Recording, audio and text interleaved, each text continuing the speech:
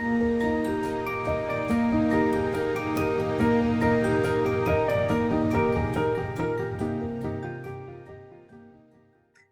my sensational students. Welcome to the fourth lesson in the Comprehension Detective series of lessons. Today we are doing the rich man's lawns. So you should already have read the text and answered the questions. So we're just going to get straight into going through the answers. The rich man's lawns.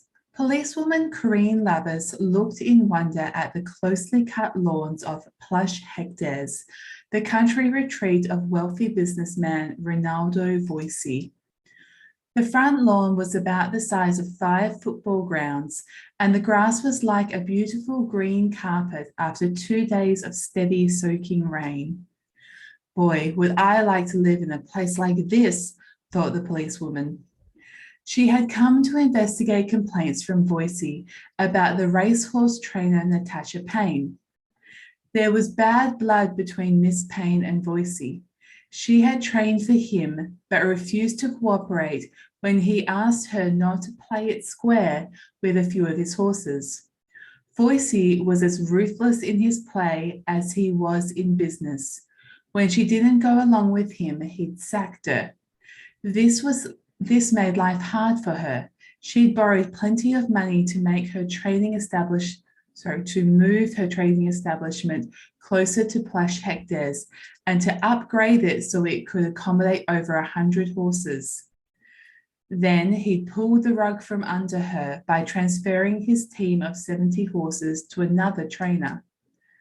At last, policewoman Lavis reached the huge oak doors. She was ushered inside and introduced to Voici. He sat in a big leather chair, but looked gaudy rather than wealthy.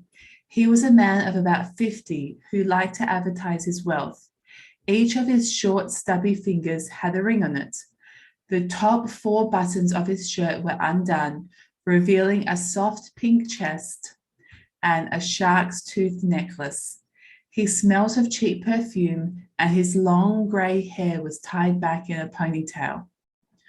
Well, sir, you certainly have a lovely place here. Those beautiful smooth lawns must cost a fortune to maintain. They look like a giant billiard table.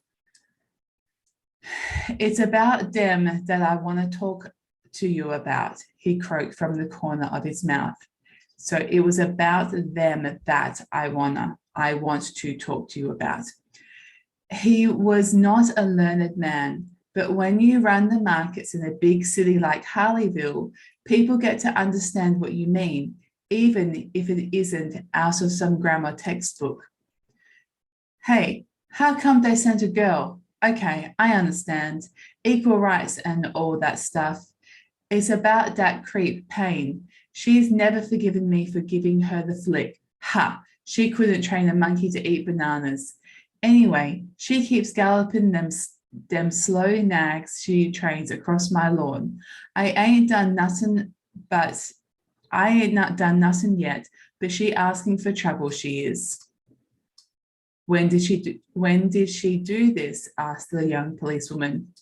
Since I made one of my best decisions and gave her marching orders as my trainer. Why, the last time she'd done it was just an hour ago. Policewoman Lavis looked at Voici's lawns. I think you must be stretching the truth a bit, Mr. Voici, she said.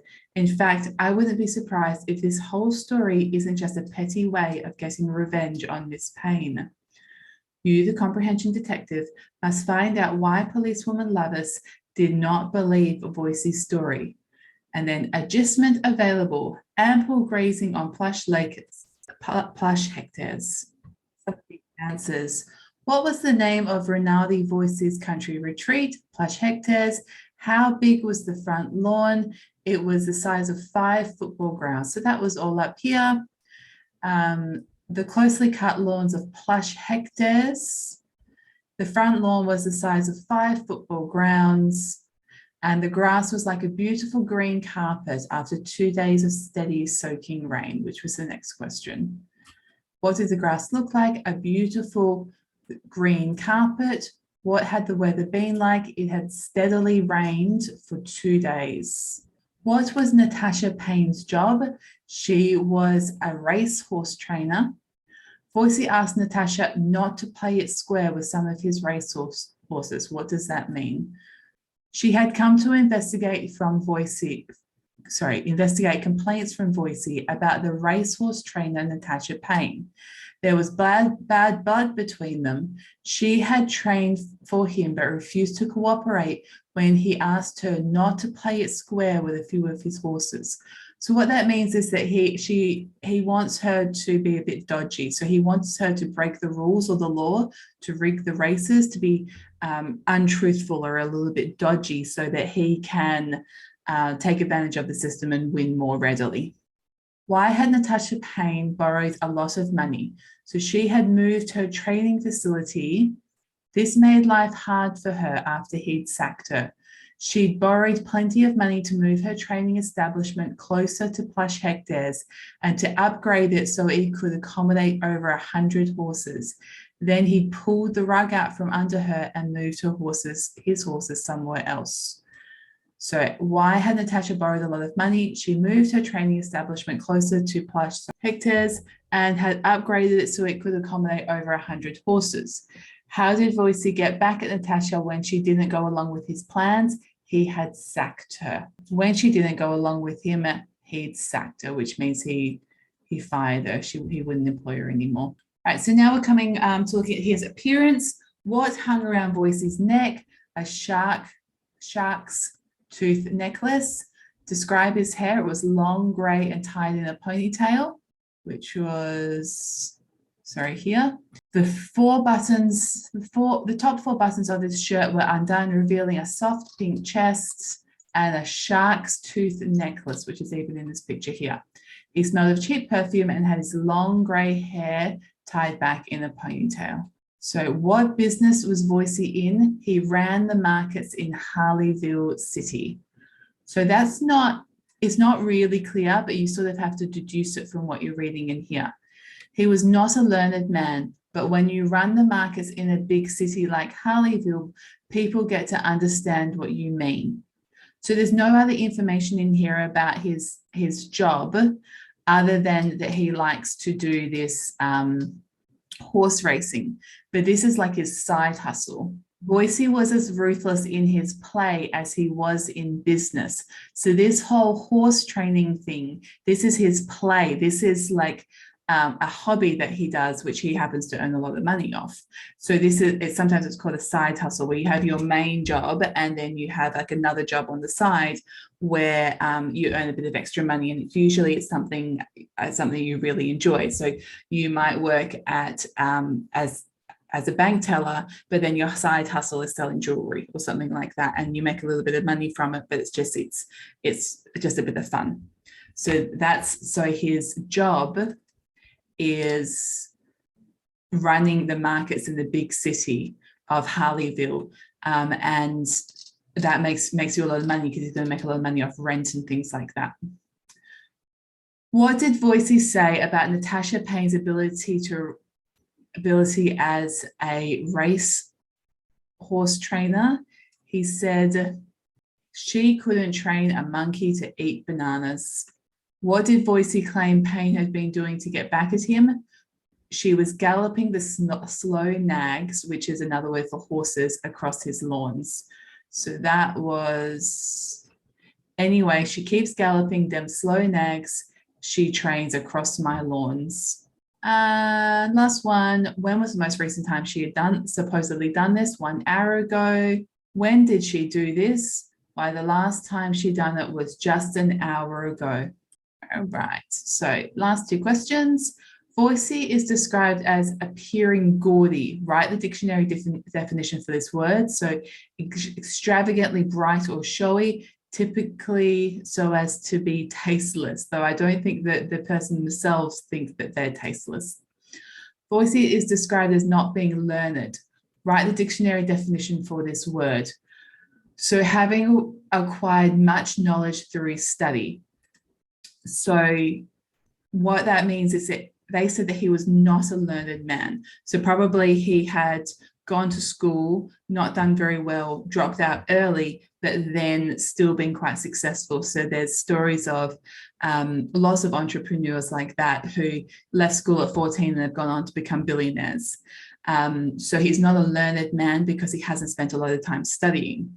Whereas I've finished high school, I've gone to university, I've done lots of study after university. And so I would be considered a learned person because I've put a lot of time into my studies. All right, last question. In a few sentences, tell why policewoman Lavis did not believe Voicey's story. Answer in one or more sentences. I've answered in a very long sentence, which probably should have been two.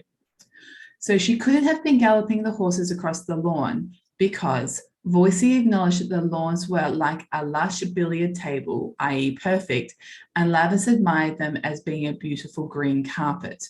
Now, I'm going to show you some pictures to give you a bit of an idea.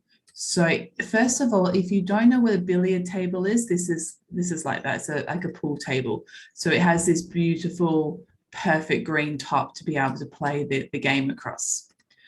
Now, the other thing I want to show you is this is what grass looks like after a race. So you can see how the grass is being, like there's all this mud. So the horse's hoof has hit it, dug into it, and flicked the grass back. So it's all damaged. If she had been racing the horses across the lawn, those hoof prints would have been in it and the mud would have been flicked back. So it couldn't have been a perfect green billiard or a perfect green carpet because it would have been damaged by the horse's hooves. And Voicey acknowledged that it was a beautiful, it was beautiful like a billiard table. If you remember, that was what was in the text up here. It said, well, you certainly have a lovely place here. Those beautiful smooth lawns must have cost a fortune to maintain. Those beautiful smooth lawns, they look like a giant billiard table. It's about them that I want to talk to you about. So he acknowledges that they are as smooth and beautiful and perfect, and then goes on to complain about how she's torn them up with racing those horses across. But you have to have that little bit of inside information, that gap in between, where you understand that if she's been racing the horses across, that it's going to have damaged the grass. So if you didn't know that, it's going to have been a little bit tricky for you to answer that question. All right, that brings us to the end of this lesson. Thank you very much for your hard work, and I'll see you another time.